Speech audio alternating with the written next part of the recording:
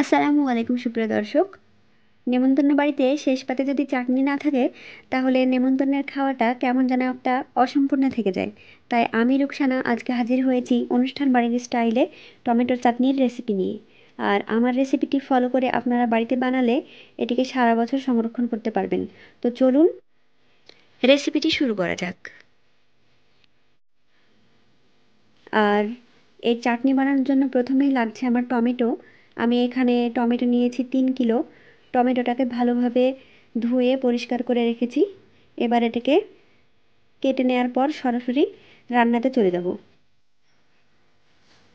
চুলাতে কড়াই বসিয়ে দিয়েছি। কড়াইটা সামান্য গরম হয়ে আসলে তাতে দিয়ে দিলাম সরিষার তেল। এবার তেলটা হালকা গরম হয়ে আসলে তাতে দিয়ে দেব আমি 5 ফোড়ন।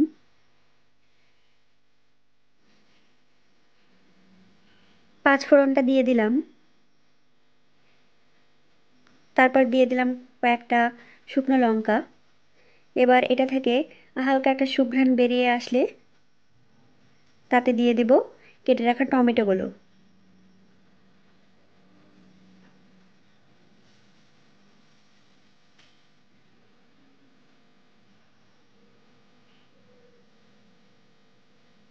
টমেটোটা দিয়ে দেওয়ার পর এতে আমি অ্যাড করে দেব লবণ। তারপর দিলাম হলুদ। এবার এগুলোকে ভালোভাবে একটু নাড়াচাড়া করব। লবণ এবং হলুদটা ভালোভাবে মিশে যাওয়ার পর এটাকে ঢাকা দিয়ে দেব প্রায় 15 মিনিটের জন্য।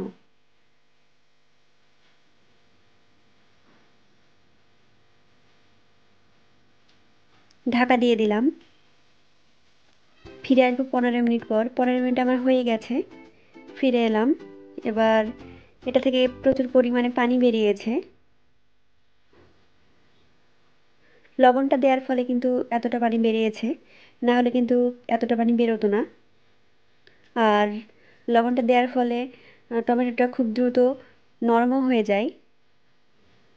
তারপর দিয়ে দিলাম আমি একটা বড় সাইজের লেবুর জুস। এখানে আপনারা লেবুর পরিবর্তে ভিনিগারও দিতে পারেন। লেবু এবং ভিনিগার দুটোই কিন্তু আচারটাকে দীর্ঘদিন সংরক্ষণ করতে সাহায্য করে। তো এখানে আমি লেবুটা দিলাম কারণ লেবু দিলে একটা সুন্দর ফ্লেভার অ্যাড হয়। তারপর আমি আবারও এটাকে খানিক নাড়াচাড়া করে ঢাকা দিয়ে দিলাম আরও 10 মিনিটের জন্য। ফিরে এলাম 10 মিনিট পর। এখানে যে পানিটা বেরিয়েছিল সেটা অনেকটাই কমে এসেছে। আর টমেটোগুলো এই সময় অনেকটাই গলা গলা ভাব হয়ে গিয়েছে। এই সময় আমি দিয়ে দিলাম কাজু। এখানে আমি 100 গ্রাম কাজু অ্যাড করলাম। তারপর দিয়ে দেব চিনি। আমি এখানে 3 কিলো টমেটোর জন্য 2 কেজিতে একটু কম কিন্তু 1.5 কিলো তো বেশি চিনি অ্যাড করেছি। আপনারা আপনাদের টমেটোর পরিমাণ বুঝে এখানে চিনি এবং বাদবাকি উপকরণগুলো দিবেন। চিনিটা দেওয়ার পর গলে যাওয়া পর্যন্ত অপেক্ষা করে তারপর বাদবাকি যে ড্রাই ফ্রুটসগুলো আছে এবার আমি সেগুলো দিয়ে দিব। প্রথমে দিয়ে দিলাম খেজুর। এখানে আমি 200 গ্রাম খেজুর নিয়েছি। তারপর নিয়েছি আমি 100 গ্রাম মতো কিশমিশ।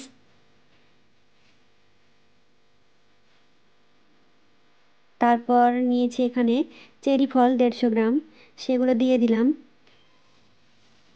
তারপর দিয়ে দিলাম আমসত্ত্ব। এখানে আমি আমসত্ত্বও 200 গ্রাম নিয়েছি। এবার সমস্ত উপকরণ একসাথে ভালোভাবে মিশিয়ে নেব। আর এই পর্যায়ে কিন্তু খুন্তি দিয়ে নাড়াতেই থাকতে হবে ভালোভাবে, না হলে কিন্তু তলা থেকে ধরে যাবে, একটা পোড়া পোড়া গন্ধ হবে। তখন কিন্তু সেটা খেতে একদমই ভালো লাগবে না। আর আমার টমেটোর চাটনি প্রায় হয়ে যাওয়ার মুহূর্তেই আর 5 থেকে 7 মিনিট আমি এটা ভালোভাবে নাড়াচাড়া করে নেব। তারপর এটাকে আমি নামিয়ে নেব। আমার টমেটোর চাটনিটা হয়ে গিয়েছে।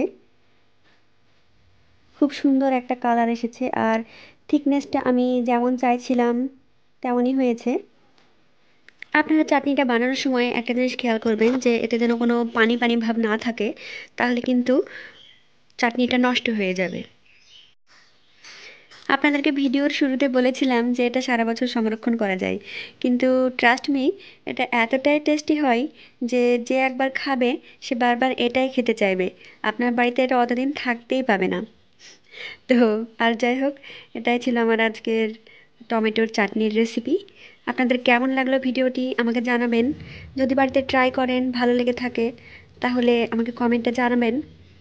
আর যারা আমার চ্যানেলে নতুন তারা অবশ্যই আমার চ্যানেলটিকে সাবস্ক্রাইব করে দিয়ে আমার চ্যানেলের পাশে থাকবেন। আর আরও নতুন নতুন ভিডিও পেতে পাশে থাকা বেল আইকনটি প্রেস করে দিবেন, যাতে করে আমি আবার নতুন কোনো ভিডিও আপলোড করলে সাথে সাথে আপনার মোবাইলে নোটিফিকেশন পৌঁছে যায়। এতক্ষণ আমার ভিডিওটি দেখার জন্য আপনাদেরকে অসংখ্য ধন্যবাদ। আবারও হাজির হব নতুন কোনো ভিডিও নিয়ে ইনশাল্লাহ। সবাই আমার জন্য দোয়া করবেন। ভালো থাকবেন সবাই।